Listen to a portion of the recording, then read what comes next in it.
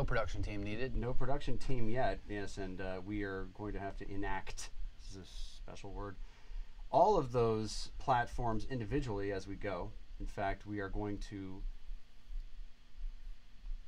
go live. Now? That's going to be, well, this is going to be the Facebook feed right here.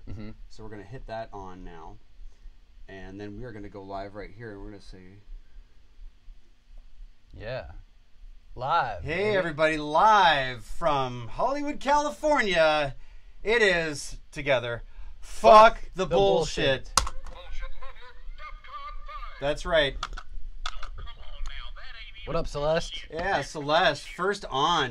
You could write that first thing. Here, I want it, but while we're getting people there, we got people dropping in already there. Celeste, and we got Eagle PG. Got my wave initials Celeste. over there. We want to say hello to everybody. What up, Snaps? Facebook and YouTube and Periscope and Twitch for all the people that follow. Hey, what's up, Cliff? Snaps for life. Yeah, buddy. What's happened there? Hola. Snaps. Yeah, baby. And yeah. So, and I brought you a gift today. You all know about my. And what's up, Pyro?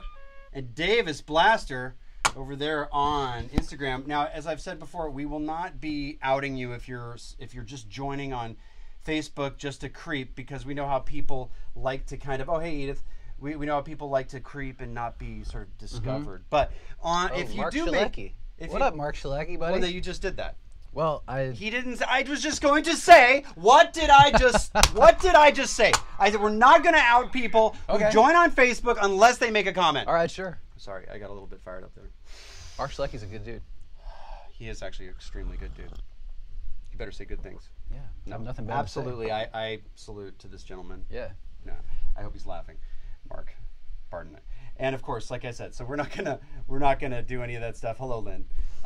Much love to Lynn Robin Green. Actually, And Cooper Claire's here. Actually, Lynn is such an important person, and I want to say this really quickly, you guys. David Copper. There's David. He's at work. Hey, get back to work, David. No, I wanted to say to everybody that Lynn Robin Green, and for all of it, I've had people say to me, "Why aren't you on Facebook? You know, doing what you do there?" And I said, "Listen, I can't go into that rabbit hole. It pulls me down so fast, and it's kind of like being an addict and going, I just don't want to walk into that room where there's a big, like 10 lines of coke if you're into cocaine or something, or work. It's one of those things where I know myself. I can't go in there and just get hooked into this feed stuff and scrolling through feeds. It takes away from my life. Yeah. And I look at everything in two ways. Is it going to help me or hurt me? And I look at that's the basic, and then I go from there, I go, is it taking away my life force energy to do what I need to do today, or is it going to add to it? And from there, I use the Adam Carolla adism, which, or whatever you call it, adage, which is, if it doesn't make you money, if it doesn't make you happy, put it down. Yeah. So, yeah, sometimes when you find yourself scrolling. Safi, what's up? If you find yourself scrolling. When you find yourself scrolling, how did you get there? How did you get there? If you're like, how did I get here? No, kind of like a Talking Head song. Oh, yeah, me. Yeah, how did I get here? Yeah. This is not my feed. This is not my whatever. Yeah, so if you find that is happening to you and you're kind of... Oh, do you need this? Starting to... What? Oh. You find that's happening to you. You personally, when you find yourself in a scrolling purgatory, what brings you there? Would you like to know? Are you going to the bathroom? Oh. Is your wife watching a movie you don't want to watch? No, I can only... we're so freaking like, It happens to everybody. No, that isn't the reason. It's really kind of, I would say that usually I have so many messages, I don't use Messenger. Right. Number one. And then if I do go in there, I kind of I try to rapid fire answer, and then I get out of there, and then I realize I got to write right back now. Yeah. And so there's like 10 or BS. They think you're online now. Oh yeah. Now that you've sent them something. And then I've got to go. Do your notifications go to the front of your phone? I don't do notifications on anything. Yeah, turn that. If you're having trouble, and when I'm working on social media, it's more of like my brain is not breaking. It's kind of like work. So I look at Facebook as, I'll go out there and maybe less. I just try to say this to stem from Lynn, because Lynn knows that I used to be out there talking to her more often and more people, and I'd make comments that maybe say happy birthday because I was online. So I apologize to those that I haven't said that to. There's no hard feelings there. It's a self-preservation thing. I can get on Instagram and get off of it. I can do broadcast style posting on Facebook and get out of there. But everybody's so into like kind of doing negative commentary as of a couple of years ago. I just got turned off to the whole Facebook thing, to be honest with you. I feel like if you've got real friends, you know when their birthday is. No. Within a couple Honestly, of days. I forget my fucking cousin's birthdays. I have I have a good memory, I guess. Yeah, you're good. No, honestly, I agree. Or very few friends. You know, very few friends is probably more like it. But I'd like to. I'm just fucking with you. No, I would like to say that we're all human and we're all fallible. It was very random, and it was years ago, and that led, you know, any of those kind of connections that people make for me. Yeah. Right. Okay. And then I think Instagram's a little bit late to the party. So, yeah, and look at their softies over there. So, what I want to say is this sort of thing happens where, you know, you got to know your own self and realize when you look back, it's kind of like you had a bad night of drinking. And you're like, I'll never do that again. And then you go back again and you get high by going on Facebook. Sure. And so it's kind of a difficult thing. Now, these are my gifts. They may never be used, but we've got the button that you'll hear most of in your life, which is. For the last time, no. Yes. No. You'll hear a lot of that, ladies and gentlemen. And then we've got the Yeah. the thing that you'll rarely hear in life. And basically, you've got to tell yourself. Whoa, what was that? Okay, this is real novelty bullshit, and I apologize for that, but it is Cheap Thrills. We've got two things. Spencer came in loaded for Barry. He's got a lot of technical stuff he'd like to hit. I've got some conceptual things that have really enlightened me this week because they both have hit me emotionally, as well as they've hit me on a just really deeply. I know people last week made some really great. Dude, where'd you get those? Yeah. Amazon. Hey, don't fucking... I'm not going to represent anything until they pay me at this point, like all 50 people that Any matter. gas station between Vegas and LA will have shit like this. Right, but they will. You have to stop to pee. No, but I wanted to... Do you? Do you really have to stop to pee, though? So I wanted to say that there were some things that people said this week online. Thanks for the hearts and the loves there. And there were some things that people said about actually this business in general and also being successful that really resonate. I know a lot of you guys follow Gary Vee. That's a good person to follow. He's a very inspiring guy, cuts through bullshit. When I saw his videos, I was like, finally, somebody else who's not afraid to speak so directly. And he's been doing it for years. There's a guy who's kind of like, if you have the Tony Robbins, you have the very eloquent sort of brought to you, going to build you up in a certain sort of careful way. And Gary does a sort of like, it's kind of like Airplane, the movie, where he just shakes you and then smacks you and kind of goes, get a hold of yourself, and then smacks you, which I love. Yeah. And you've noticed that I've done that in my videos. I'm not trying to. I actually have to tone it down. I have videos where I'm screaming my head off, and they're hilarious, and I've done some of those. And I don't know why it happens. I think there's a part of me that misses performing live. And I'm getting it out. It's kind of like when I was only playing drums, and when I would play drums in a band, they'd get like all these fucking notes, and they'd be like, "Yeah, that's great. Get the fuck out of here. If you want to go be Dave Weckl or Vinnie Colaiuta, you know, there's a clinic that you can go be. But if you want to play straight time and be a part of this band, we don't need you." Well, once I started opening my world up to more things, what's up, Sean Rose over there and Gigi Funk? Hello, the Gabreski family is big friends. Once I got into doing that, I opened my horizons. It allowed me, when I worked at Jackson Browns and I started seeing how producing was done for real, and started allowing myself to make music and write songs, I realized what my job was. And my drumming got better magically because now I knew what I didn't want to hear. You got some perspective and, you know, Yeah, it wasn't just about me all the time. You're not just like, I want a drum solo for a set every night. Well, it's also like if you listen to the first Celeste album stuff, like and I would listen to myself and I'd be like, wife? yeah. And I'm like, fuck, I would have fired that motherfucker. But she's like, no, dude, that's good. I like that. And I'm like, yeah, but not now. But that's good. If you're going to see yourself in the past and you're going to move forward and say, I wouldn't have done it that way, that's growth. So a lot of you guys making records, doing stuff in business, whatever it is, and you wait too long to be successful. And I'm going to touch on this, very important. What's up, Freddie? When you wait too long, you then get perspective before you've released. So I have had this issue. We almost didn't let you back. Celeste is true. It's true. I went away to get a job at Mac Mall, PC Mall. They had to have me trained for like 6 weeks. Yeah. They got a different drummer. This is a different reason, but they got a different drummer who was paid by the hour. I wasn't paid by the hour. He was a PC guy, right? You mean like computers? Yeah. No. You're not talking about Mac? No. I mean, oh, no. Jesus Christ. I'm sorry I missed the joke. You're supposed to listen. They hired a drummer. He played great, solid time, knew his job. I was being a little musical still. I should say overly musical, let's say. And they were like... Did you have a scarf? Well, Celeste and I weren't going together. We weren't together. I was just working for her, and we didn't have it. I was away from the band for 6 weeks. I came back and said, "Hey, I'm on a schedule now.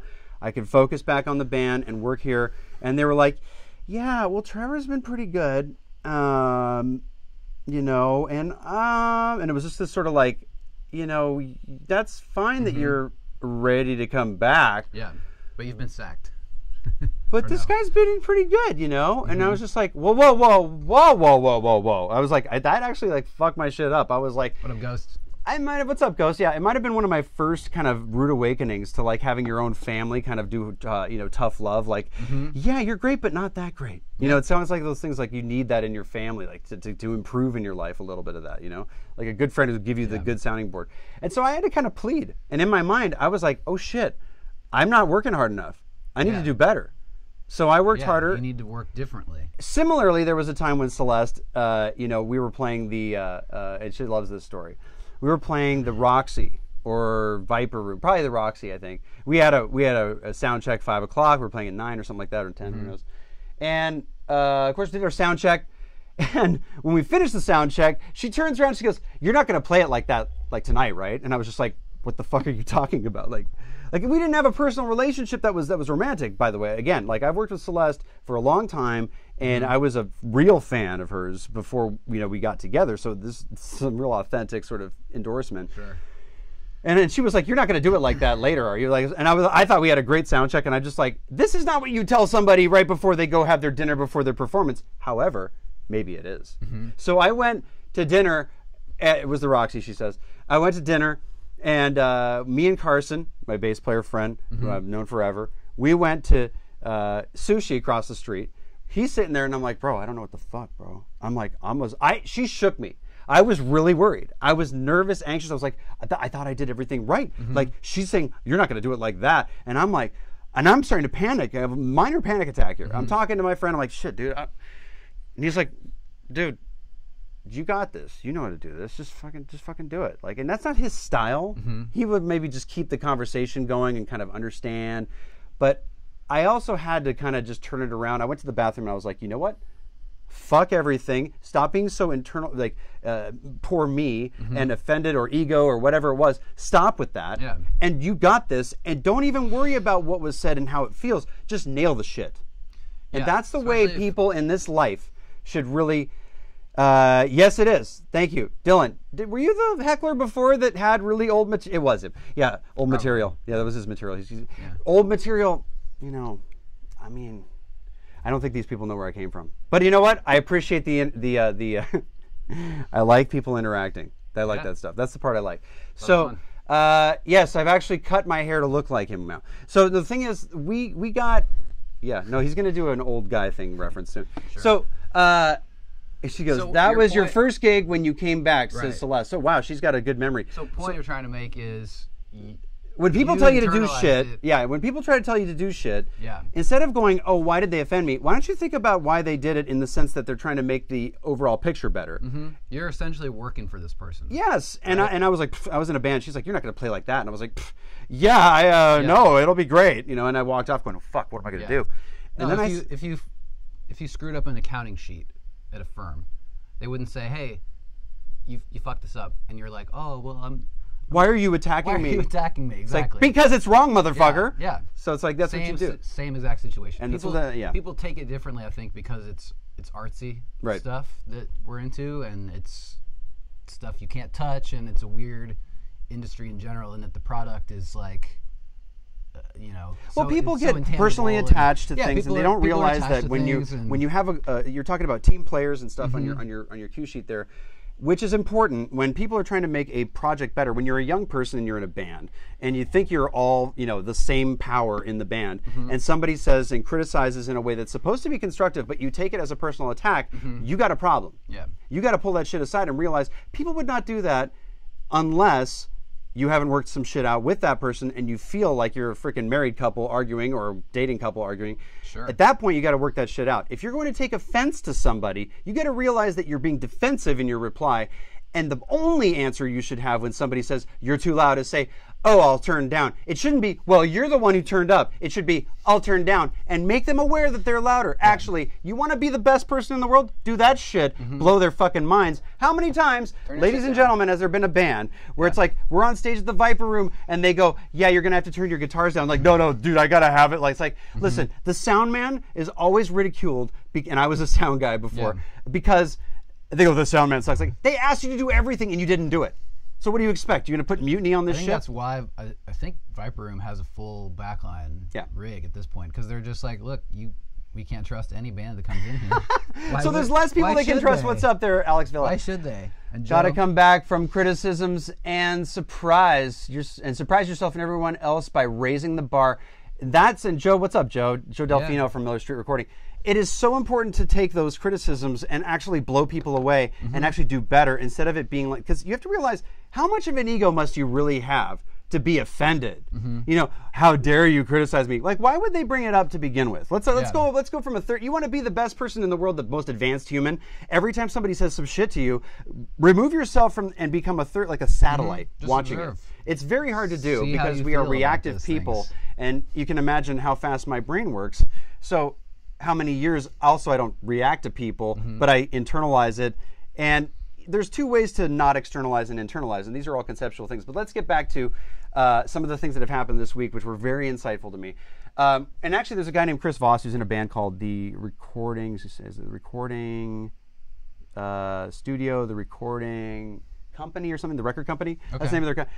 He's a guy who lived in, I think, East Coast, and he'd actually resigned himself to kind of not living the dream anymore. He was sort of, I think he's close to our age, and he's ages, and I think that he was a music teacher and playing in his band, but sort of on the side. And his wife got a job to come to LA, and I was hearing him on the Corolla podcast, and I'm going to see if people can hear this, because it was really, really insightful, and I really liked what I heard here. Now, this is something to the effect of, when you're trying to do everything that you've got to do to get to where you want to go, and you're worried about all of these goals you've set for yourself, and you're becoming, unhappy, disheartened, you're watching everybody else, and you're trying to make all these calculated risks, or you're trying to figure out, how do I outsmart the system, which you can't do.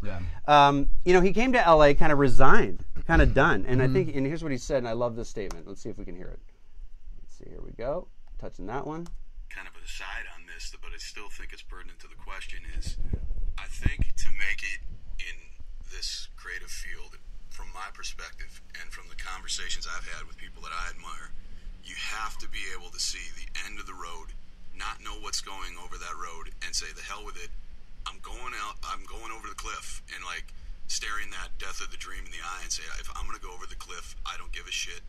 And you put yourself on the line, and it seems to me, when you put that pressure on yourself and on whatever it is that controls things, you'll get a line. You'll get a break. You'll get it might just be a little teeny line that gives you a little bit more road. Don't you agree with that? Like, I imagine in your career you had to have had like those moments where it was like, this isn't working. Shit, I imagine everybody here, right? I mean, am I way off base? No. It's just... So let's think about that. So the thing is that you kind of go, oh yeah, of course, man, you got to go hard. You don't understand how many times that you've been kind of, what he's touching on is, when you can live with that amount. Oh, good, I'm glad everybody's resonating out there. Hello, Bana. It has to do with when you get out of the results and you get out of expectations and you're able to live with uncertainty, you can do pretty much fucking anything. Now, you may have to leave your dream wider ranged and say, I want to be in this certain area. But when you can see that and you get out of that end of the line, you just jump off the cliff and you go hard. You can't be like, I'm going to get on Kimmel, I'm going to do this, I'm going to do that. You have to be, he said he came up working on a farm, and that helped prepare him for being, because when you're working on a farm, you have to milk the cow, you got to do, till the soil, you got to do every job. No overnight results on a farm. Yes, horse blinders, says Celeste, and I just said farm. That's funny. It takes months to get the crops to grow, right? Right, and that's also delayed gratification you're touching on, which is a bigger deal. A lot of people want to be there now. They want to be successful now. Guess what? As soon as you've decided and you've made those steps, you're making music on your own. I know Sean knows what I'm talking about. Sean Rose, making time out of every week just to talk to you guys this way is a level of success for me. I feel like I'm on a path. Yeah. When you're on a path, to me, that's successful.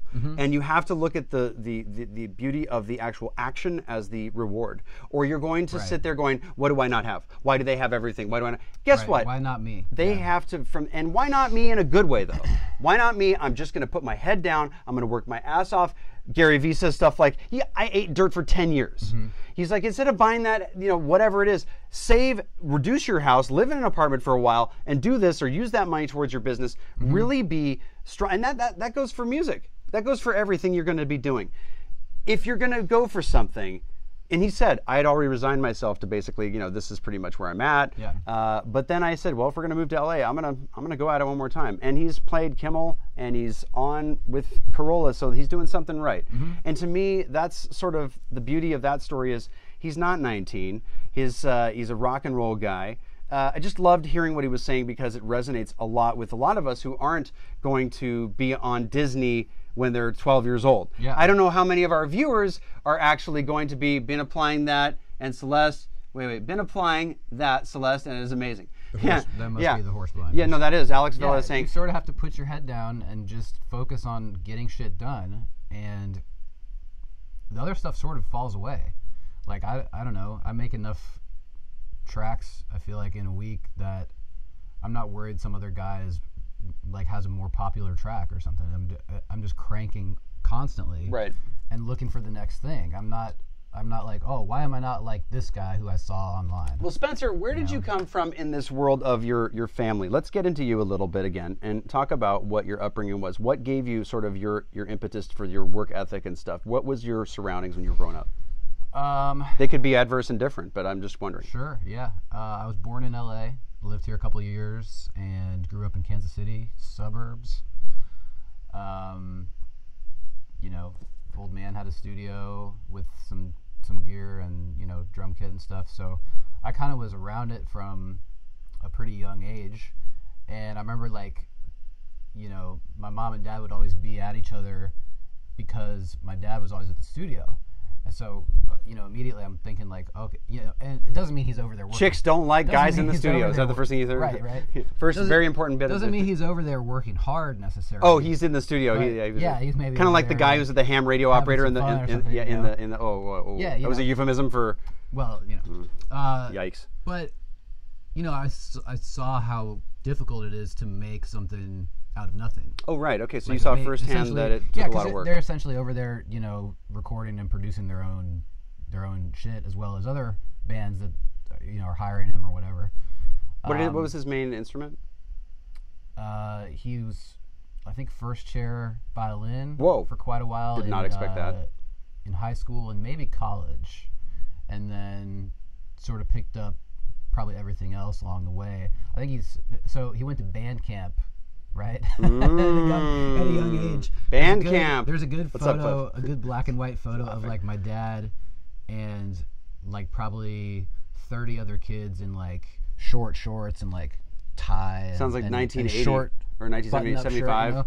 And he's got I think a violin or something, and it's orchestra camp essentially. Oh my God, sounds dope. And this is probably in the 50s. Oh, I was going to say, it's your dad, so it wasn't 60s, you. Yeah, it would have been you if it was the 80s or whatever. So he started with that and got into, keyboard and guitar. He's an awesome guitar player. But you immediately better than me saw at almost every instrument. Well, right? That's pretty freaking daunting. He's fucking worked his ass off. Well, he was a first-chair violinist. His work ethic was, I learned how to be a first-chair violinist, which means work for 5 hours on a product or a skill all day long, every day. Today we have people going, what's up there? Samuel Paul, what's up there, buddy? Today we have people who love to do this thing where they go, oh, I just bought a DAW and I have the desire to be a ripping producer. Let me go grab these construction kits, rearrange everything, rearrange the deck chairs on the Titanic, and basically show you my sinking ship and say, shouldn't I be signed? And it's like, well, that's not what everybody else did. Yeah, I mean, I think for me to watch him put that kind of effort into things, and then at the end of the process, there's this tangible thing like a CD or a tape or something. He had a 2-inch machine at one point, so that was kind of dope to learn that type of workflow. Yeah. But to see the payoff and see all that work He was in a pretty successful band in Kansas City up until I think they're kind of winding it down this year. Whoa. But the band there has been Still going working. They've been going for about 20 years. Jeez. And would you say that you they're- can they- actually they were do like this head- as a living and not have to worry about being a world success? I mean, can you stay in your area? They're This is important stuff, I feel. so just for the viewers and whoever is The listeners as and well. for you as well, right? Yeah. So he's in a Irish, Celtic rock band type of thing. Yeah. And they've toured Riverdance, played but on like- steroids. I'm just kidding. Essentially, yeah. Isn't Riverdance on steroids? Like not as heavy as Dropkick Murphys, but Of course. they know those guys and I don't know, done some shows together. The Irish rock scene is very, very small, so you can get to the top, I guess, maybe easier than like in the pop scene, but it's still a shitload of work. I mean, all the guys in the band are playing shit. There's no tracks, Right. and it's like I think their band is like a 6-piece or 5-piece, and everybody's really good at a lot of instruments, and everybody's worked their ass off. Like the bass player. Well, they have he's everybody known the bass who's player since he lived in L.A. Are people in Kansas going yeah. out to see music more than, let's say, any other town that you've been in? And the answer, of course, is No, I don't think so. I mean, they Do they go out for They music's can sake? headline the Irish Fest there and in Milwaukee or something. I don't know. No, I'm saying, but to they see- have an yeah. Irish fest there because people go to it. Oh yeah, people for sure go. I'm saying I think people go out Kansas and City see has a surprisingly big community of Well, like Irish everywhere but descendants, LA it and New seems- York. Here's the Yeah, point. yeah, Here's the you're point. right, The you're point right. I'm getting to Yeah. is, ladies and gentlemen, Everywhere's everywhere Irish, but New right? York and LA, where everybody thinks they're going to make it and build a Right. band. I'm just talking about for people with instrumentation. Yeah, people go to see shows. You don't go to LA and New York anymore, or Florida for that matter, to build a following or get shows that are going to pay. Mm-hmm. It's everywhere but there, actually. And you can make a tour and actually go through Kentucky. dodge those cities. Dude, you can go Yeah. through Kentucky and go there, and you've released nothing in the area, and they go, "We've been waiting for you for 6 weeks," and you're like, "What are you talking about?" Yeah. Because you're on the marquee, they buy tickets. Yeah. It's a rare thing. They actually like music there. Yeah. They go out and see it. In that LA, can everybody's be- so busy they don't want to go anywhere. Yeah, they there's live. 10 things a night. And- It's traffic to get there. Yeah, baby, Kentucky, Dylan. Well, I've actually got. Let me go back here. You can barely hear who? You can barely hear me or you? You? Yeah. Me? Your mic. Am I falling apart? Yeah, you're falling apart, buddy. And also, when you talk quietly, perhaps. Yeah. And Oh, thanks yeah, for that. maybe. I'll just hold And it. Dylan, I'm going to answer your question, even if they are dumb questions. I'll answer them smartly, and then smart-assly. Is that a word? No. I don't know. It will be now. Let us know. Dylan in Kentucky. There you go. If you are, Yeah. this is a great thing because I actually had, in another business I've worked in, had great customers in Kentucky that I enjoyed working with because it was clear to me, like, and I wasn't even kidding. Kentucky wasn't a grab in the air. Mm-hmm. Kentucky was a literal example because a good friend of mine's band, he said, "Dude, we don't." I'm like, "Why aren't you playing in LA?" He's like, "Because it's LA." And I go, "What do you mean?" He goes, "Nobody goes out to your shows in LA." I know that, but I just Yeah. want to hear. He goes, "No, we made our own tour. We sold tickets in Kentucky. When we went there, they were like, 'We've been waiting for you 6 weeks.'" And I'm like, "That's the coolest thing to ever think because you haven't broken. You're not in the top 100 on Billboard. You can create tours in places that people really like to go out and see music and have a great life if that's what you're looking to do." And actually, at a certain point, you're going to have to reflect on what is important. And if you want to do 15 things at once, Dylan, you can't do 15 things at once. You can only spin 3 things with maybe 2 fingers Yeah, on this I mean, one. that's- there's. I'm not going to use a sexual euphemism. A lot of but it is like. What's up, Dismo over there? What's up, my man over there in Trinidad and Tobago? And this is the pirate life is over there too. Yeah, so, baby. but yeah, you do have to, compartmentalize what you need to do so that you can actually do them all pretty well. Yeah, a big one for me Or was sufficient enough. finding time to do Time management is important. Yes. like life admin shit, Okay. like Yes. stuff I really don't want to do. No, no, it's- laundry and things like when you're doing like creative stuff, you can let it get away from you really quickly. Absolutely. It's scary. I'm going to make sure that your mic's up and hot enough. Keep watching Yeah. it. Yeah. But if you're going to manage your time, you have to do it carefully and not get stuck in Facebook scrolling. And this is what I'm talking about. Yeah. You Don't get even on- take the phone to the bathroom. Forever unclean. Listen, man, I don't know what you're. That's some blasphemous shit. Actually, what I've been doing since my wife used to say to me, like, you're on the phone so much, I actually put it down in another room. She's perhaps on it more than I am, but barely. That for her little 2 freaking percent to my whatever hundreds of percents, like me over unacceptable levels. Yeah. And I have to ask myself, why are you going to go get that phone right now? What's it for? And if it's a business-related thing and I need to do it and it's time-sensitive, I will do it and sort of try to excuse myself from the area. But we have a kid, guilty, says Freddie. it's important to not show your kid that most of your life is holding this and looking at it. Yeah. Because you're showing them by example what it is you're doing. And, you know, I want to lead by example. I mean, pretty soon she's going to be doing everything we do. She's crawling, you know, she's standing by holding herself now. So it's very, very inspiring to do the right thing, quote unquote. Everybody's into this do the right thing bullshit, but Yeah. I'm saying do the thing that you don't, you know, you're going to be showing them habits.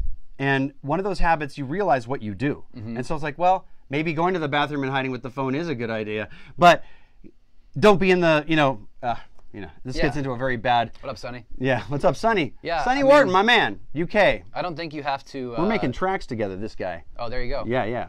I don't think you have to hide it from your kid, but I think it's important to kind of set an example. I mean, when I was young, around college age, it was a while before I had an iPhone. Like, my friend had one, and I kind of was fucking with it in the car or something when he would drive, and it was pretty dope. But up until, you know, when I got one, none of those problems really existed for me. Right. And I think that was kind of Like neck problems from looking at your phone the wrong way? It was just like easier to do shit you were focused on because you didn't have all these those things. distracting And things. The Now, internet on the phone was so slow, you know? No, wait, I want to ask that. Dylan, you might be in what I would say one of the exceptions that prove the rules. Sonny again waving back. Weirdly, what I do requires Facebook scrolling, making memes and music. Yeah, but see, Dylan, what we're talking about here is assessing where you're at in life, period. In other words, it's like if somebody goes, I don't have a drinking problem, I have a couple of drinks with me. It's like, well, listen, here's when there's a problem.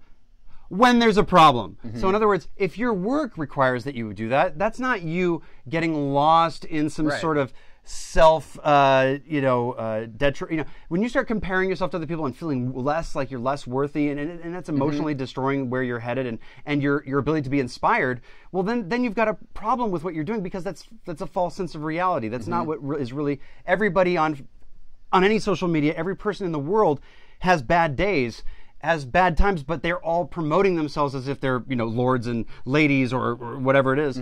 It's an advertisement thing. So I'm just saying, he's just stating, well, yeah, you don't need to, because you know what you're doing is right, and you're just commenting that weirdly what you do is okay. Got it. I just want people to know that, like, if what you're saying there, and people read it, you're obviously very well adjusted and you have a brain. Which is nice, and if that's your work, It's that's just your work. time management. I mean, if I'm on the computer 15 hours a day sometimes, and I don't feel like it's recording programs and shit like that, but I don't feel like I was on the computer when I'm done. Yeah. My eyes maybe do from looking at the screen, but I'm not sitting on the computer like getting distracted. I'm doing shit. Yeah. So if that's work, you need to focus on work. Then I don't think it's bad if that's your job. No. If you've got to be on Facebook to work or to what else does he say? Making memes and motion work and stuff like that. If you have to be on the computer for that stuff, you probably do. Don't get down on yourself about that. Yeah. That's your job. No, and Dylan's one of these guys who actually, his brain is firing. He asks the questions knowing the answers kind of thing, which I know that he's doing. I just kind of play with it so that it's fodder for the... I don't like calling things vlogs. It doesn't roll off the tongue, vlog. It's forced. I don't like that shit. They got to work with that. Yeah, with the Hey, cast. he makes a good point. With the I'll broadcast. read this out. It says, I have a Google timesheet. I track the things I do, trying to manage exercise and resting my eyes. Wow. See, now you're ahead of the game. Yeah. Let's talk about Dylan, everybody. Dylan, for those of you on the other platforms, just said what you just said, which is tracking the things you do. This is amazing. You said last week. It was last week, right? Oh, yeah. About the guy who invented Yahoo Shopping. He said, if I get this much sleep, then I will have this much time to work, and I will be successful this much faster. When you log in the hours you do... That was me. Oh, shit. Somebody else? Fuck. Whatever. All right, anyway, Good that's point. true. So... Wow. But yeah, log. but check that out. Listen, everybody. Yeah. If you can log, it's just like counting the calories you take in. So like, I don't know how I got fat, but I've driven through 17 times this week. Well, that's maybe part of it. Right, and I don't stand up. If you do that, the eye strain, for me, I have a back issue, Dylan. So like when I've been working for 12 hours at a time, and hello there to Kiker Han. I'm sorry. I couldn't. Whoa. Yeah, what? Thought I heard a slur. No. No, you didn't. You did. But you didn't. I don't know what I heard. Fucking racist. But Just anyway, kidding. So the thing is, yeah. Yeah, find a hobby. Are you tribe, bro? Find a hobby. Aren't you tribe? Anyway, so the thing is like, Yes. Yeah, so the thing is like, find a hobby. Find something. Yeah, look, here's I was what saying my next bet, I have right. to get up every 20 minutes in Yeah. order to set my Dylan's so ahead of the game. That's he's he really taking care of is. himself. I'm impressed. No, I am too. I would say and my buddy Jesse pointed this out to me about 6 or 7 years ago. He said, I like going to work out because it's something that you can visually see results for, opposed to the industry. I like it. What's he in? He works in. He's a producer, mixer, writer. Right. Amazingly talented. Yeah, you can't But he see shit when you're in the music business. Yeah, it's the slowest thing in the world, and a lot of the results are intangible, like a relationship that you cultivate over years. But even he feels that sort of working out intangible. is a tangible reason. Yeah. Most people want to press a button and see an answer occur, see but muscles. that's Yeah. a slow growth. That's a delayed gratification. That's delayed also, yeah. But It I is, so think that's, you know, doing something that gets your mind out of its comfort zone, Right. I guess, like working out. Like Yeah. if you go for a walk for 40 minutes in the morning. Oh yeah. And the funny thing is, I know when people have a little like heckling, like I'm like, nah, come on, you got more than that. Like, and I know he's got more, but he did what was first on the mind, so I was just kind of poking back so that he knew. I'm watching. People do those things actually, but what they do is they do that to see if you're watching. Right. It's a little. You It's watch, like. yeah. It's like, oh, It's all here. Are you? Yeah, but sometimes I'm on the. Forget it. So. Point is, He has an autoimmune disease. He literally tracks every he puts into his body, so it's in the same sheet. Well, yeah, but see, you have that. A lot of people would be this way, but do it by just like balancing their checkbook. They do without balancing it, you know, Dylan. So like a lot of people do it by conceptual style. Now, autoimmune diseases, the guy from Health is in the Earth, what is called Garden of Life, who cured himself from Crohn's disease basically by eating dirt, which is, just basically everything that's organic and untouched, and it's just the basic stuff. I haven't heard about this yet. The guy's amazing. So if you have something like that, or it's a lupus, or it's a Crohn's, or something like that, yeah, dude, that is some serious stuff to contend with. And yeah, I absolutely have empathy for people who have any sort of ailment like that. And what I love is seeing people who can take those things and use them as, oh, that doesn't stop me. And I was talking about people who you should follow online, things like that are going to inspire you. I talked about Gary Vee. Well, I have a guy that I followed who was an ex-Marine, or you're always a Marine, right? Had his leg blown off, whatever. This guy is doing squats, 500-pound squats, stuff like that. He's running marathons. This is a guy who's been through a lot of shit, and in the face of losing limbs or a limb, he's come back stronger and harder. And I'm telling you, I look at those people and I go, you're inspiring me to be a better person. You're inspiring me to stop whining about shit and just pick myself up and do stuff and ask people for, who've struck gold before, what did you do to try to get some influence in what I can do to do better with my life. And Dylan, I'm so glad we got to share more about what you're talking about here, because that's a great window into your life and how we're using what your experience is to inspire other people what you're doing. Sonny over there, who might still be with us, I'm not sure, he is tasked with having the gift of 2 children, and I say tasked because he hasn't slept in the frickin' 6 months or so. And God bless him, we've texted each other middle of the night. He's a guy who's got an incredible loop library you can buy on Loop Masters. It's got awards, it's got a ton of users, and I'm like, we struck up this friendship. I don't know how it happened, but we just kind of did. And then we're now working on these tracks and working on like these tech house disco tracks. We're coming up with a new genre in a way. It's really fun. But I wanted to talk about this, about the haters out there. A lot of people have downtime. Righteous85, what's up? A lot of downtime. A lot of people are feeling down. I had some people last week telling me, man, I need to hear what you had to say last week. That really helped me. And I was like, oh, what was it about? And he goes, well, because, I've been beating myself against the wall. And a lot of you guys want to look for... About what? Well, affirmation. They don't realize that they've been looking for affirmations and not getting them. And you know what? That starts to hurt a lot. And yeah, we're talking about internalizing and things like that. But the people that you expect to be the biggest supporters aren't usually there. Like family and friends. And I always say those are... Oh, yeah. For me, for a long time, my mom especially, like my dad was like, yeah, do whatever you want.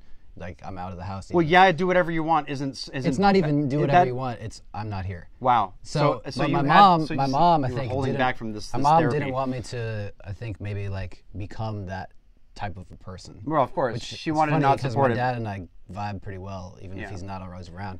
But for a long time, it was every like, Wednesday no, at 10 o'clock Pacific time, Dylan. And on Yeah. PGXMUSIC on YouTube, I have them there. There's nobody viewing them yet. I'm just sort of getting reps, but thanks for asking. Celeste says to get Paul, get close. closer. We only see half your face. Yeah, baby. Yeah, I know, but I'm so hot from LA. But Dylan, Yeah. yeah, every Wednesday at 10 a.m. That's what we're doing, and 1 p.m. Eastern, or I think you're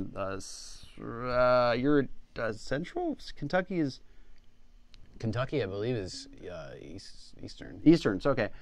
Anyway, so You tell us. yeah, you tell us.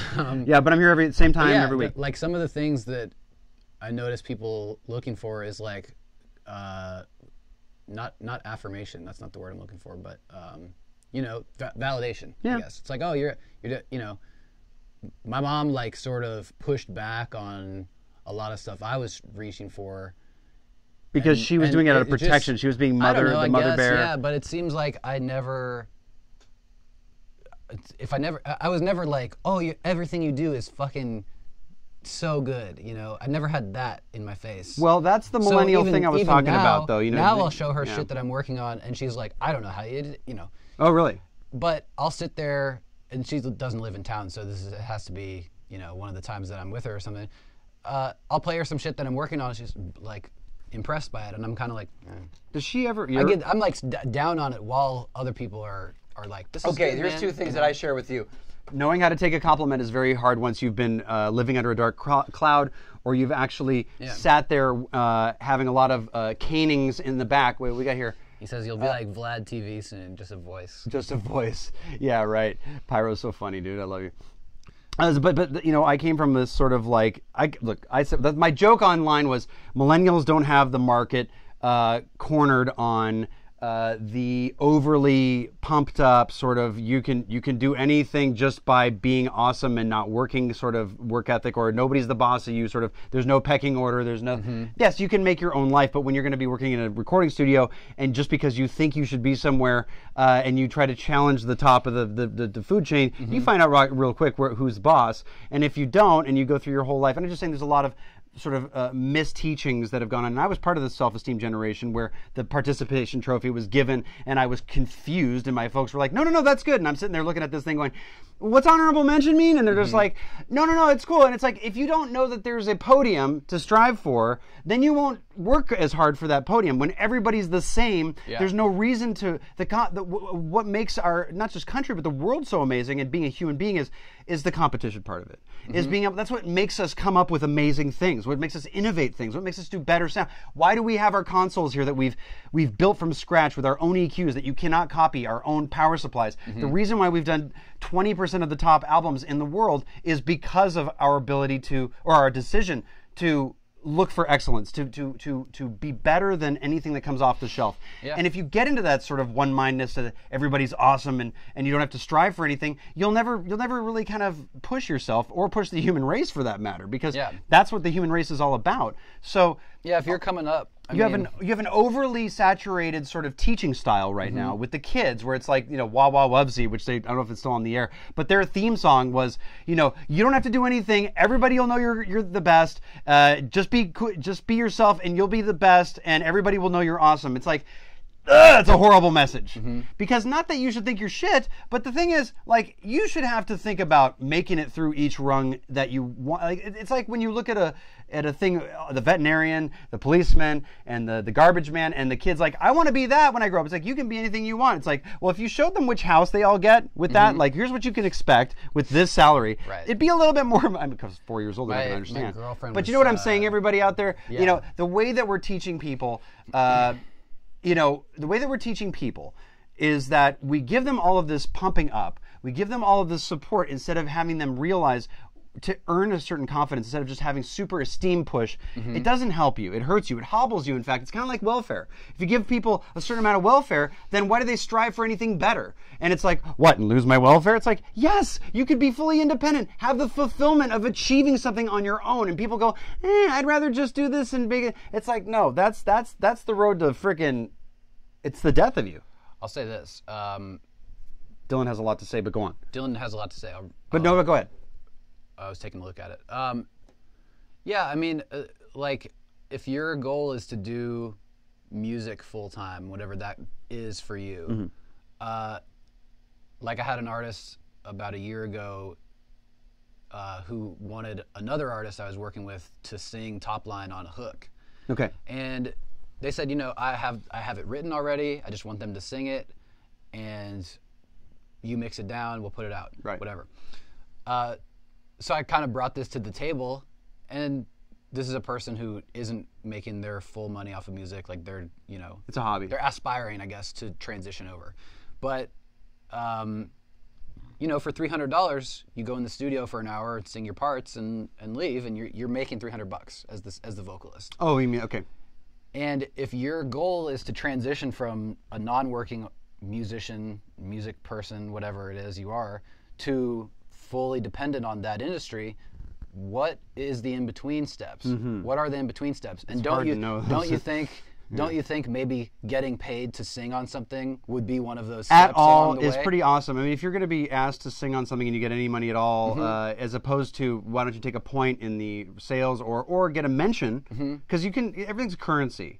So if you're going to go around there stingily saying I deserve, you know, rate, but you're not a SAG member, or you're going like, you know, you have It's to not know, even that she's looking for a particular rate. oh, It's this is a more- real, yeah. It's Well, it's more like I want to be as famous as this person who I compare myself to. what you're saying But is somebody I don't wants know how to be in get the, there, okay, and so I feel like there's they feel like there's no in between. Okay. And my girlfriend was yelling about this the other day. She said, when I was growing up, Yeah. and they had, you know, career days and stuff, a lot of the jobs that are out there, I had no idea even existed. Wow. Like I didn't know I could be somebody who sort of helps guide people to eat. public theory about Public theory about, you know, no. eating or whatever. This is a great or thing. food or something like that. Yeah.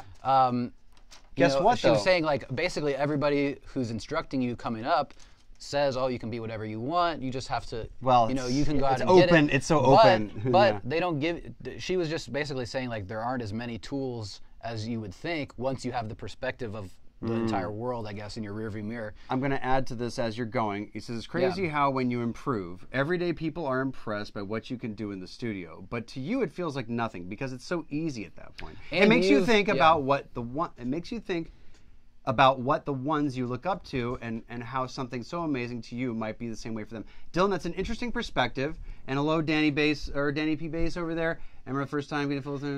And Yuvan, oh, what's up there, India, and Peyton, what's up there, buddy? So this is a but his perspective is much more like, okay, so Dylan is doing what we're talking about, which is taking out that drone and kind of filming situational awareness and growth. I mean, he's kind of using this sort of if you use everything, Dylan is doing this thing which is like incremental learning and also not delayed gratification, which is a huge part of everything. Yes, I agree with you that I mean, everything I agree with, by the way, but it is interesting if people can be impressed by what you can do in the studio. I get that, but the thing is, like, yes, when you look at people who downplay what they do, oh, you're so awesome. Yes, you're right. For the beginning of the perfect example is the tabla Indian drum. Yuvan just came on there. When you're playing an Indian tabla drum, it took me a week to make one sound. This is called na, and it's basically you're holding the harmonic with the middle dot, and you hit and you slap the corner with your index frickin' finger. Forget about holding the drumsticks the right way. I'm talking about doing this thing like that where you slap the finger. Actually, you slap all three fingers down. That's 10, and you raise, and you have the second harmonic with these. What are you talking about? He would show me this note, and I'm like, okay, I'm going to go home and work. And I went 2 hours a night just to get this frickin' 2 different sounds down. It took me a week to get it down. And by the time, 2 years goes by, I'm doing like, full things. Yeah. But yeah, somebody might come up to me the next day and go, oh my God, how'd you make that sound? It's so amazing what you're doing there. And it's like, yeah, well, you have to train yourself for a while, and you have to be able to see the long view. And Dylan's correct about that. Looking at the Gigi entire Funk view. nails it. Oh yeah, I'm not in the industry, but all this is applicable to any life. Word. Yeah, of course it is. And that's why I try to make this broad spectrum when I'm speaking to people on about fuck the bullshit, because this has to do with everything in life. If you want to be a doctor, she's in the medical field, you want to be a medical professional and talk about long view. 10 years later, you're coming out of there. Oh, but you were in school for forever. 27 years? Yeah, being a lawyer, any of that stuff. But see, yeah. people in music think, people who are outside of music will often go, oh, that must be so much fun. I'm like, dude, it's like fucking like And 3%. so easy to attain, right? It's 3% fun and 97% agonizing, And what's up here, Mix this? Too, like, you guys can't really see what Dylan's saying, I guess. No, I read it back. Yeah. I I think part of it too is you've seen yourself at every step. Hold on, wait. This is the best shit I've ever heard. I'm sorry, I'm interrupting you. Yeah. Because this is going to go up, and there's a feed there. Polar Suji UNID said, white men can't jump. He also said, play mridangam or tabla. What? Well, but also, he's right. But here's the best thing about that, Dave. At 19 years old, and we'll go right back to there. What's up, Fred? 19 years old, I had so much testosterone. I was like, I want to learn this ultimate drum that takes a lifetime of work. So I decided, and by the way, yes, white men have a horrible vertical leap en masse. And yes, we suck at playing mridangam, but guess what? I can fucking play the mridangam, which is the one where you play it across your leg. And actually, I took a few weeks of that with him, and I was like, I can't play it. Dude, this shit's hardcore. You gotta do na with your freaking pinky. But I tell you what, I cannot play it as good as an Indian guy. And I'm telling you right now, those motherfuckers have time. They have sound. I'll never play tabla as well as an Indian guy. And I know that. But my guru, this guy's a Jewish guy, but he was the #1 disciple from a guy named Vinay.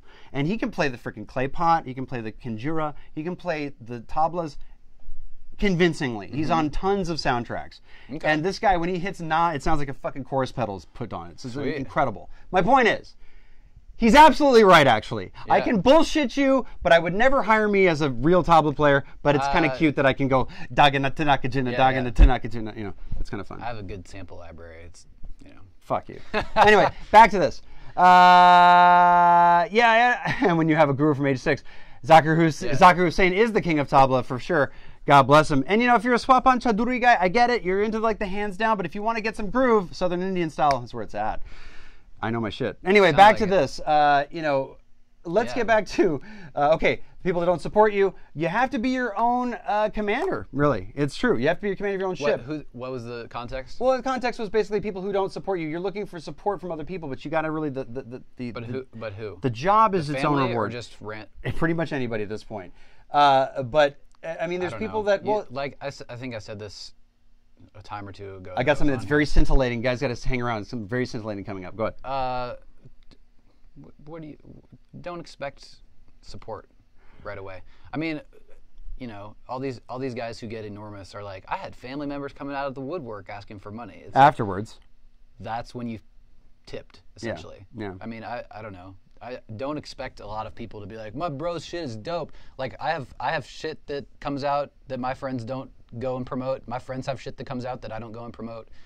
You can be supportive to your peers and stuff. Like, I'll tell my buddy, like, hey, this track is awesome, but I'm not going to go and maybe paste it all over my socials and stuff. Like, I don't know. I think you're looking for the wrong thing if that's what you're looking for. Well, yes, maybe so. I think a lot of people take a lot of, you know, they react very heavily when you try to nod in. There's a whole drum circle going on in the comments. By the way, the comments on Instagram, there's like there's some full Indian shlokas going on there. I don't know if you know what shlokas are, but the thing is, I just think in my head I'm like doing all these freaking like what's equivalent to like a bunch of paradiddles in English.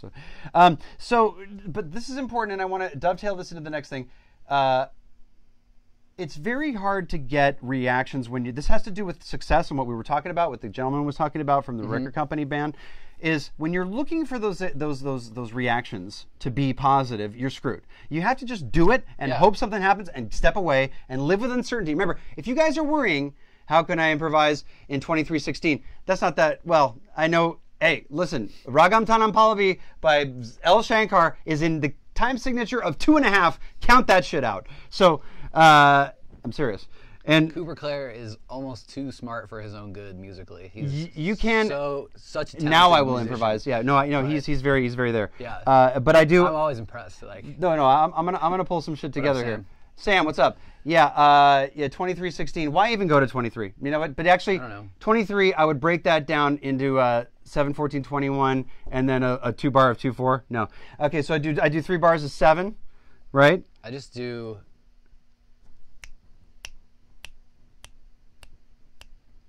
And then the song goes for a couple minutes and then it's done. Oh, then you just went okay. Yeah. I didn't. I was waiting for that. I just go. I do. That's how I would do it because I would do 3 bars of 7, You know, so 7, 14, 21, and then I do a 2-bar of a 2/4. So I da da da. So it'd be da da da da da da da da da da da. So it'd be like 7, 8, 9. So 1 bar of 9, 2 bars of 7, 1 bar of 9.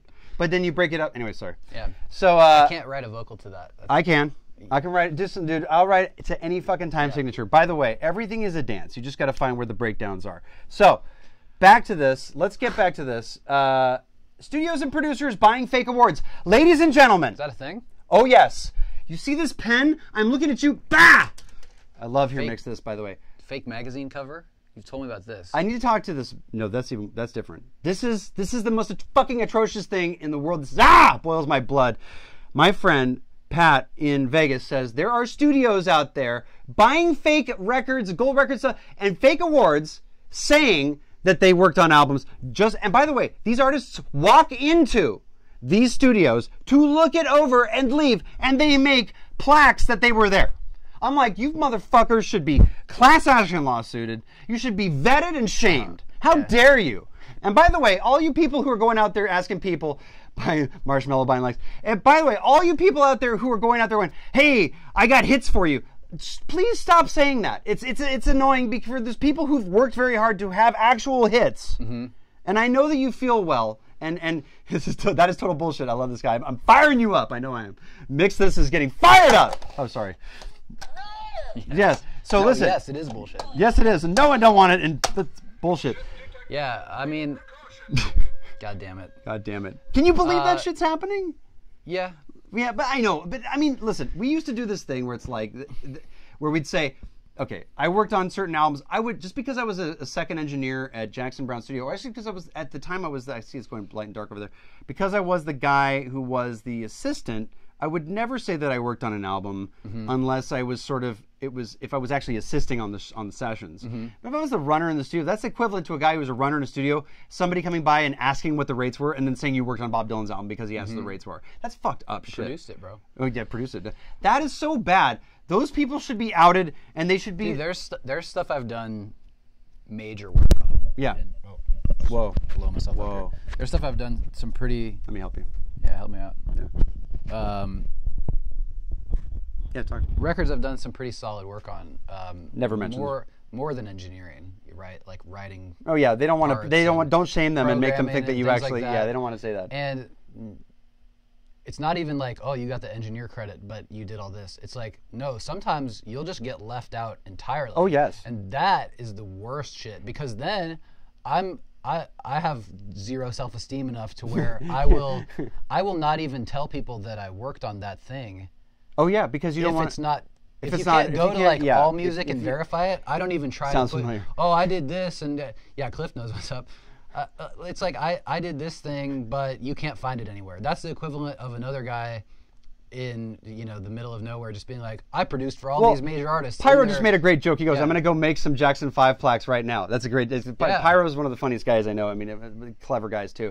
Sounds familiar, says Cliff. Cliff's worked as a ghost producer for a lot of people. He's asked for credits on stuff that he wasn't ghost producing on or was a hired gun for. I'm sure he's not been mentioned. We all have that story in Hollywood about working on an album and never getting credit. Nico Bolas basically... mixed. There was a famous hit that got a Grammy Award in the 80s that he, albeit, was probably up all night on something that makes you stay up all night, and had a great time mixing. I'm just kidding, guys. Ride the White Pony. Oh, we got 150 left. This guy basically did the entire mix. The guy walked in, moved one fader a half a dB and said print it, and it won a Grammy. He didn't get any credit. This happens. Yeah. Guys, listen. More than you think. Did a gal got no credits on the project, had to send in my paychecks to Def Jam to get my plaque. Damn, dude, we have to buy our own plaques now. I have a 6-time platinum album that I did for Jenny Rivera. She's no longer with us. She's like the 6-time platinum, and they don't pay for it. I have to go pay for it myself if I want a fucking gold record here, or platinum. Here Mix This. Here Mix This. I'm sorry, I don't know your first name, brother. Hey, but is your name Jared by chance? Well, listen, you got 1 minute. Jared that happened to. You got 1 minute left, so let's not open the new one. Sure. For some reason, I can't see anyone else's comments. Says no, Dylan. No one else Dylan, is commenting you can't on see Facebook. them on Instagram Live. That's why, brother. I'm sorry that you can't see them. Devin is his name. Word, I'll find you, bro. So listen, we got stuff to talk about next week. He's coming back next week. I hope you guys had a good time. I want to thank all of you for spending your valuable time. Dylan, thanks for your input. We do appreciate it, man. Look, you're part of this thing. That's what makes each week great. Hopefully I'll get enough time to actually promote this stuff.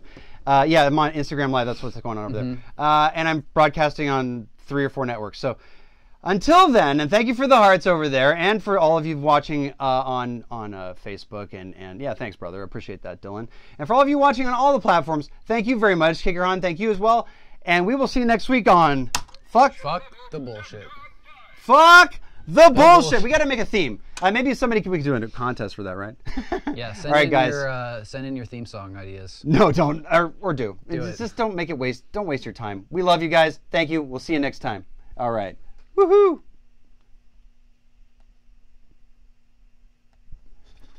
Yeah, end live video. Save. Boom. Couldn't save. What a piece of crap that is. We have to close that, and then we have to close this. Thanks, everybody on the other platforms as well. Really appreciate your time. Now go on and do great.